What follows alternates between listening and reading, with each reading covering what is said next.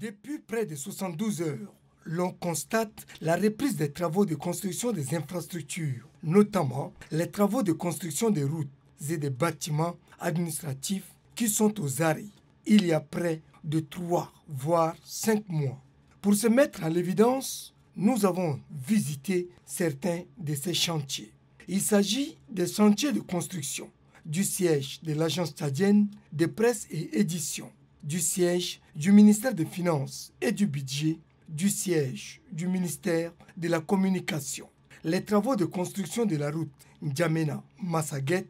et le chantier de la construction du pont sur le fleuve Chari à Chagua.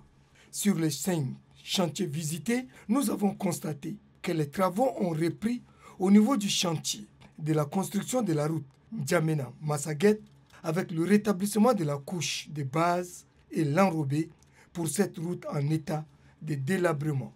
Même constat au niveau de la construction du siège du ministère des Finances et du Budget avec la pose des dalles et la finition des bureaux et salles de conférences et bien d'autres. Au niveau de la construction du pont sur le Chari, à Chagua, où nous étions arrivés à l'heure de la pause, les travaux s'effectuent normalement. La reprise de ces travaux, au lendemain de la descente du chef de l'État, le président de la République, maréchal Mamad Idriss Déby Itno, sur le terrain, qui lui a permis de dresser un constat amer par rapport aux arrêts des travaux sur les différents chantiers de la cité capitale et ses environs, nous amène à se poser des questions. Surtout qu'il n'y a pas encore longtemps, certains responsables de ces entreprises ayant obtenu les marchés de construction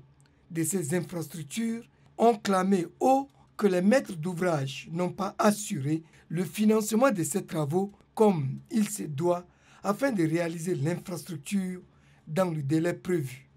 Mais contre toute attente, ces travaux reprennent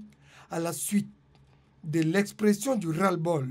du président de la République au moment de sa descente sur le terrain le 4 janvier dernier par la voie routière qui lui a permis de constater de visu l'état puté de ces chantiers en arrêt. Alors, faudrait-il que le président de la République fasse régulièrement des visites inopinées pour amener les entrepreneurs et les chefs de département à jouer leur partition dans la réalisation du 8e chantier de son programme d'action relatif à la construction des infrastructures